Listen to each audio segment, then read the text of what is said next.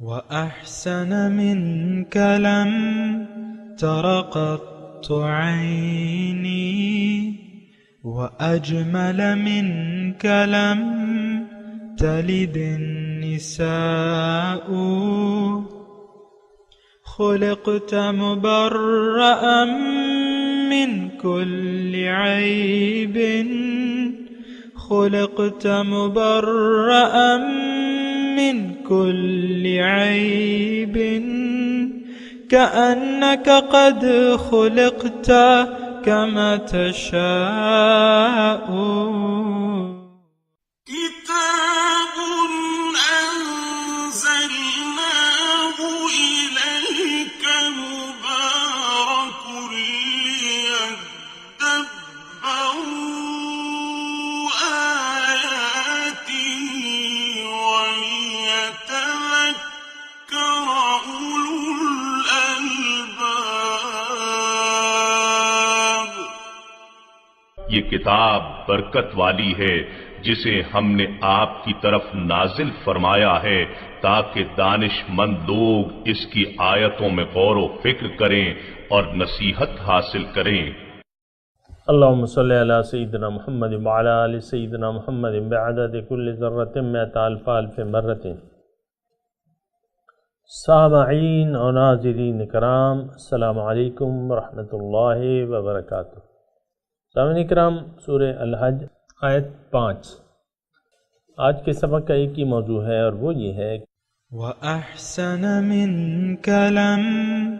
تر قط عين. اس کے ساتھ سامعین کرام آج کے درس کا آغاز کرتے ہیں. سب سے پہلے گزشتہ سبق کا آموختہ ہوگا. كتب عليه أنه من تولاه فأنه يضله ويهديه إلى عذاب السعير. جس شیطان کے بارے میں لکھ دیا گیا ہے کہ جو شخص اسے دوست رکھے گا سو وہ اسے گمراہ کر دے گا اور اسے دوزخ کے عذاب کا راستہ دکھائے گا. سامعین کرام، سورہ الحج آیت 5 لفظی ترجمہ یا ایھا الناس، اے لوگو، ان کنتم، اگر تم ہو، فی ریبن، شک میں، من البعث، دوبارہ جی اٹھنے کے بارے میں، فإنا خلقناکم من تراب، پس میں نے تمہیں پیدا کیا ہے مٹی سے، ثم من نطفۃ، پھر پانی کی ایک بوند نطفے سے، ثم من علقۃ، پھر جمے ہوئے خون سے، ثم من مضغۃ، پھر ایک گوشت کے لوتھڑے سے، مخلقۃ، بنا ہوا یا ابھی غیر بنا ہوا، لنبین لکم، تاکہ تمہیں وضاحت کر دیں ہم اس کی، ونقر فی الارحام، اور ہم ٹھہراتے ہیں اس بچے کو رحم میں، ما نشاء، جتنا ہم چاہتے ہیں، الی اجل مسمن، ایک معین وقت تک کے لیے، ثم نخرجکم طفلا، پھر تمہیں ہم ایک بچے کی صورت میں نکالتے ہیں، ثم لتبلغوا اشدکم، پھر تم اپنی جوانی کو پہنچ جاتے ہو، ومنکم من یتوفی، اور تم میں سے بعض ایسے ہیں جو جوانی کی حالت میں ہی وفات پا جاتے ہیں، ومنکم من یرد، کچھ تم میں سے ایسے ہیں، من یرد، جو واپس ہوتے ہیں، الی ارذل العمر، نکمی عمر تک، لکی لا یعلم، تاکہ نہ جان سکیں، من بعد علم شیئا، علم حاصل کرنے کے بعد کچھ بھی، وَتَرَى الْأَرْضَ، اور تم دیکھتے ہو زمین کو، حامدتاً، خشک ہوتی ہے، فَإِذَا أَنزَلْنَا عَلَيْهَا الْمَاءَ، جب ہم نازل کرتے ہیں اس پر پانی، اہتزت، وہ حرکت میں آ جاتی ہے، وربت، اور تر و تازہ ہو جاتی ہے، مرطوب ہو جاتی ہے، وَأَنبَتَتْ، اور اگ آتی ہیں ان میں سے، من کل زوج بہیج، ہر قسم کی مختلف نباتات. سامعین کرام، تھوڑا سا غور آپ کو کرنا ہوگا آیات کا ربط سمجھنے بھی، آیات کے مضمون سمجھنے کے لیے بھی آپ کو تھوڑا سا ٹیکسٹ کھولنا ہوگا، اور مضمون کو دیکھ کے میں تھوڑا سا اس کا ابتدائیہ بیان کرتا ہوں، اور وہ یہ ہے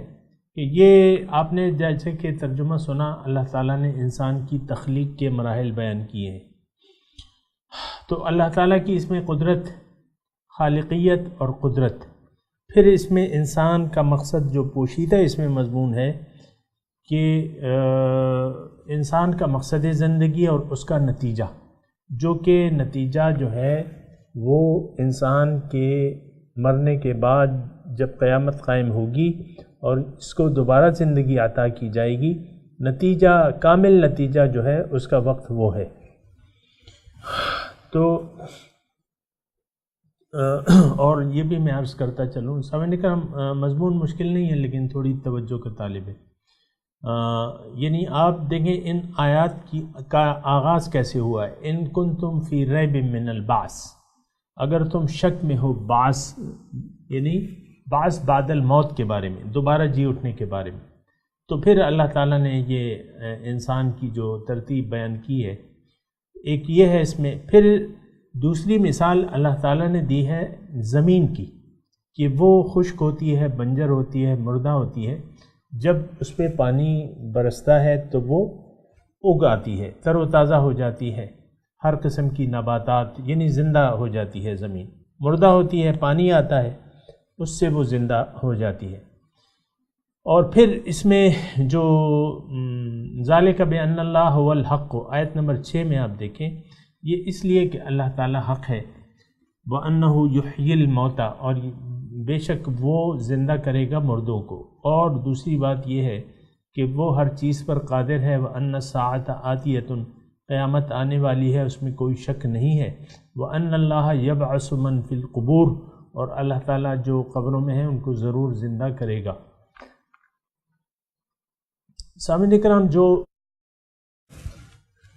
یعنی اللہ تعالیٰ نے جو مخلوق پیدا کی ہے نا، اس کا نتیجہ دنیا میں نہیں ہوگا۔ اللہ تعالیٰ نے دیکھیں ہمیں پیدا کیا ہے، یہ میرے مضمون کو تھوڑا سا ابتدائی طور پہ سنیں آپ،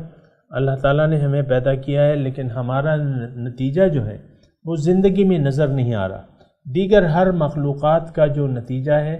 وہ سامنے آ رہا ہے، بیل ہے، بھینس ہے، بکری ہے، آم ہے، سبزیاں ہیں، یہ سارا حضرت انسان کے لیے، اور وہ اس کو استعمال کرتے ہیں اور وہ ختم ہو جاتی ہیں۔ لیکن انسان کی جو تخلیق ہے، اللہ تعالیٰ نے جو ہمیں پیدا کیا ہے، تو ظاہر ہے ہمارے نبی صلی اللہ علیہ وسلم نے ارشاد فرمایا ہے کہ دنیا تمہارے لیے پیدا کی گئی ہے اور تمہیں آخرت کے لیے، یعنی آخرت کی کامیابی کے لیے پیدا کیا ہے، تاکہ تم آخرت کی زندگی میں کامیاب ہو جاؤ۔ اور ایک بات اور میں سامعین کرام کہنا چاہتا ہوں، اور وہ یہ ہے کہ دیکھیں دنیا ہماری منزل نہیں ہے،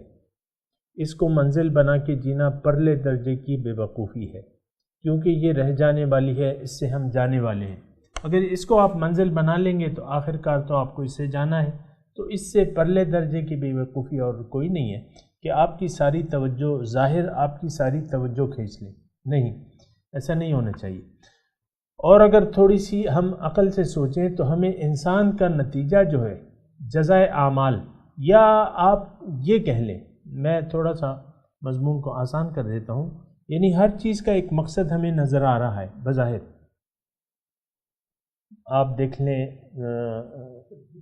نباتات کو لے لیں، اس میں سبزیاں ہیں، پھل ہیں، میوے ہیں، جو کچھ بھی ہے، اس کا ہمیں ایک مقصد نظر آتا ہے اور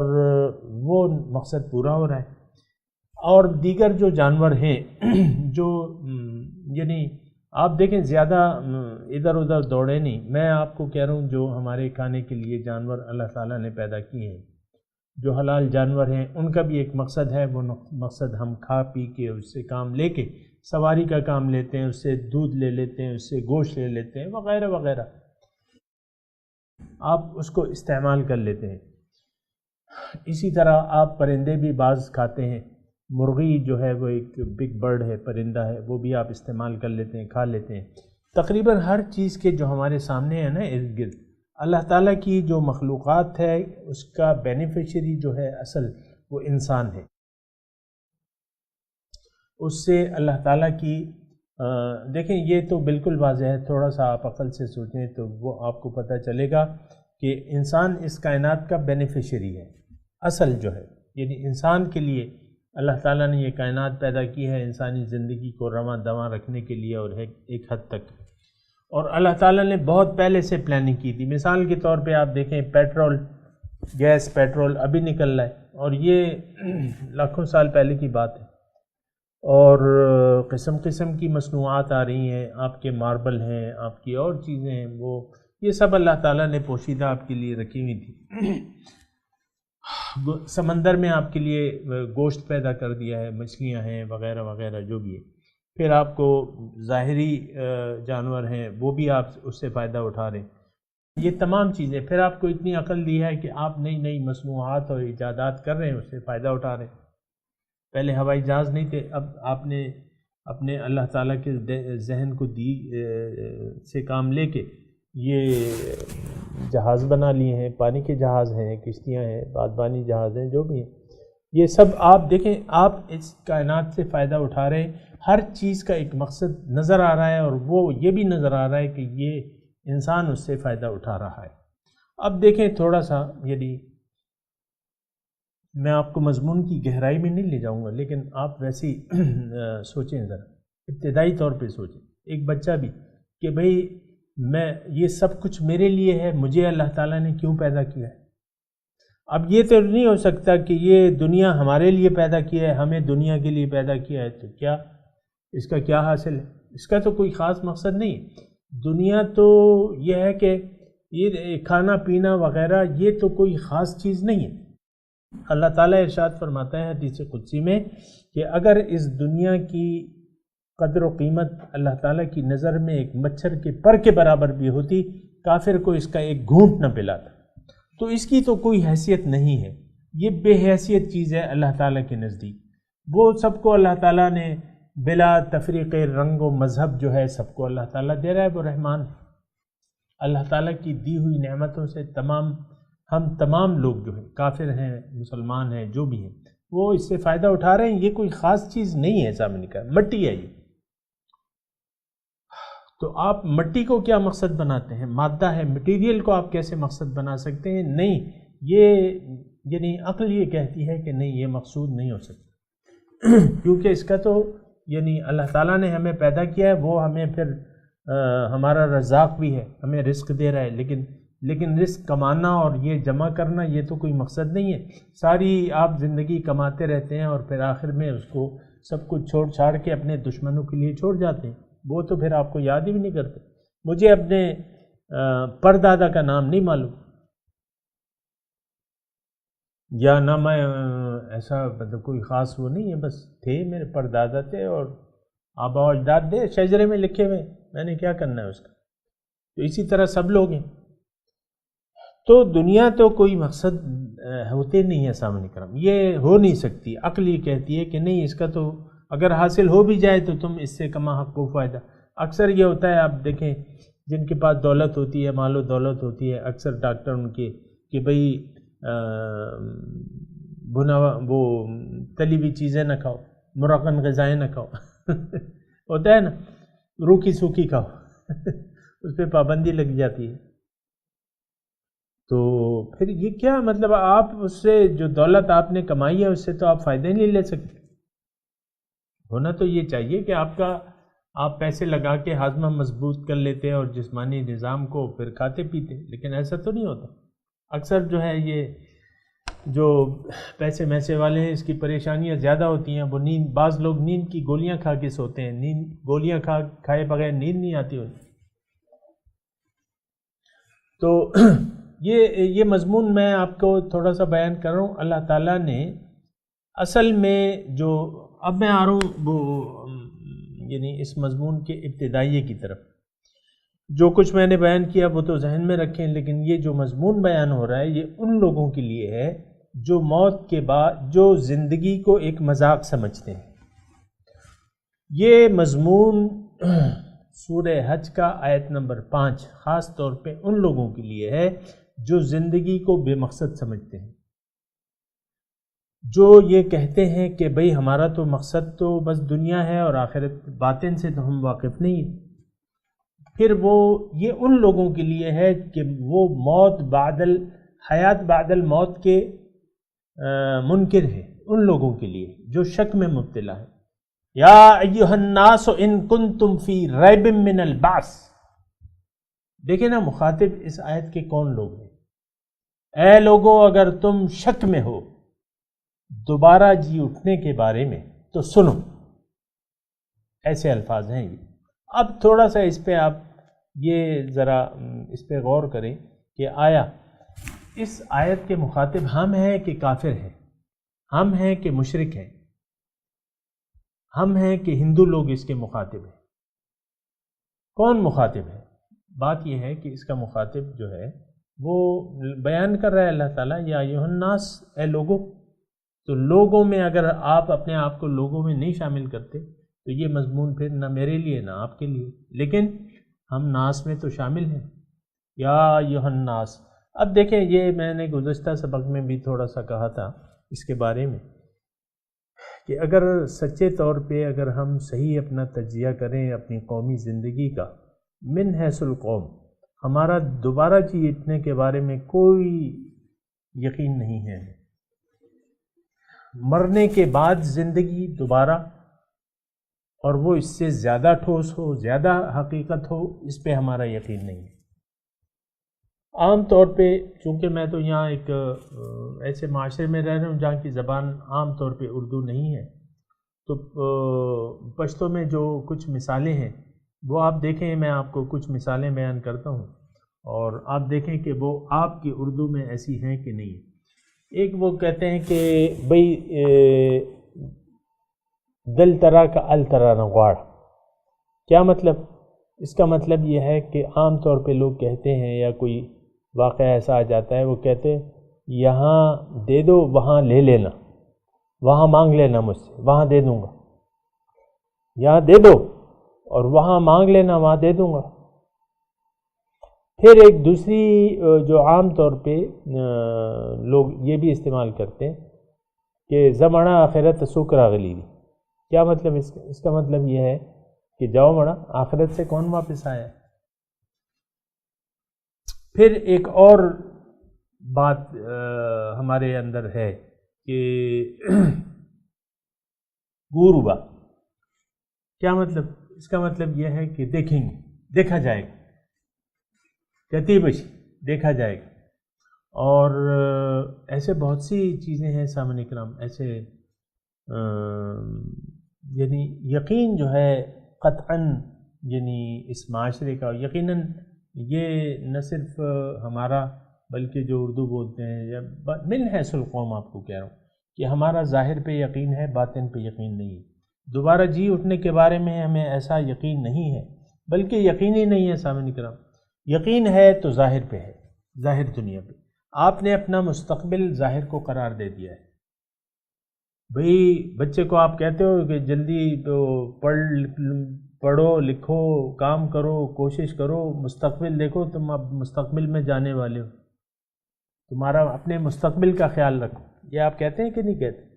اچھا، ہماری ساری پلاننگ جو ہے وہ ظاہر کے یہ جو چند برس بعد جو ہے اس کے لیے ہے۔ ظاہر ہے کہ 30 سال میں بچہ جو ہے وہ شادی کا ہو جاتا ہے۔ اب یہ ساری پلاننگ 30 سال، وہ ایک شادی کرے گا، ایک خاندان بنائے گا، ساری کوشش ہے اس کے لیے کہ بھئی اس کی شادی ہوگی، اس نے اپنا گھر بنانا ہے، گھر بسانا ہے اور بچے ہوں گے اس کے سارا۔ اب یہ ساری پلاننگ جو ہے آپ دیکھیں، یہ جو سیکنڈ ایئر میں چلے جاتے ہیں لڑکوں کی، میں خاص طور پہ بات کروں، وہ اپنے سکوپ کی یعنی ایسا کورس ڈھونڈتے ہیں جس میں سکوپ زیادہ ہو، اگر بالائی آمدنی ہو اس میں تو وہ زیادہ وہ کرتے ہیں۔ اب دیکھیں، میں عام طور پہ دیکھا ہوں آج کل جو ہے کرکٹ کا وہ ہے ایک بخار سا ہے لوگوں پہ، لوگ یہ مطلب کمرشل ہو گئی ہے۔ اب ایک کرکٹر جو ہے وہ آپ کا لاکھوں کروڑوں روپے سال کی کما لیتا ہے، چلیں لاکھوں لگا لیں، کروڑ تو پھر کرتے ہیں ایسے ہیں، لاکھوں روپے آپ کو دیے جاتے ہیں ایک میچ کے یا جو بھی ہے، اگر آپ ونر ہو گئے یا آپ بڑے کرکٹر بن گئے، لاکھوں روپے میں آپ کی بولی لگتی ہے۔ تو اب میں دیکھتا ہوں ہمارے مقام کے ساتھ جو ہے جگہ جگہ اکیڈمیاں کھل گئی ہیں، اور وہاں میں دیکھتا ہوں کہ وہ بچے آ رہے ہیں اور کٹ لا رہے ہیں اور وہ پریکٹس کر رہے ہیں اور اپنی لگے ہوئے ہیں نیٹ، اور یہ کہ بھئی ہم اس کو بحیثیت ایک پروفیشن کی اپنانا چاہتے ہیں۔ یعنی لوگوں کو اسکوپ معلوم ہو گیا نا کہ بھئی اس میں بڑا پیسہ ہے، تو بس وہ، میں یہ نہیں کہہ رہا، میں یہ کہہ رہا ہوں کہ ہماری ساری فکر جو ہے وہ دنیا کی طرف ہے، ساری نظر اور توجہ جو ہے وہ دنیا کی طرف ہے، ظاہر کی طرف ہے، اور افسوس کی بات یہ ہے کہ ہم نے اپنا مستقبل دنیا ہی میں بنانا ہے۔ اب ان آیات کی تلاوت اور ترجمہ۔ يا أيها الناس إن كنتم في ريب من البعث فإنا خلقناكم من تراب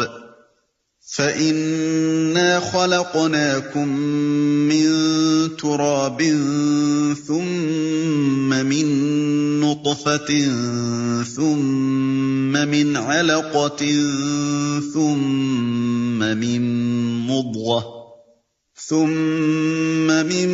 مضغة مخلقة وغير مخلقة لنبين لكم، ونقر في الأرحام ما نشاء إلى أجل مسمى ثم نخرجكم طفلا ثم لتبلغوا أشدكم، ومنكم من يتوفى ومنكم من يرد إلى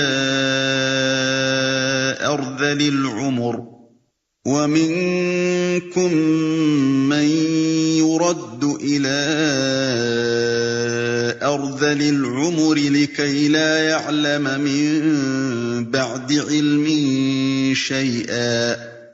وترى الأرض هامدة فإذا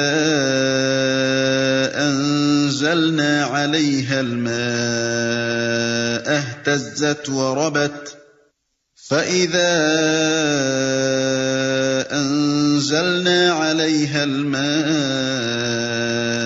اهتزت وربت وأنبتت من كل زوج بهيج.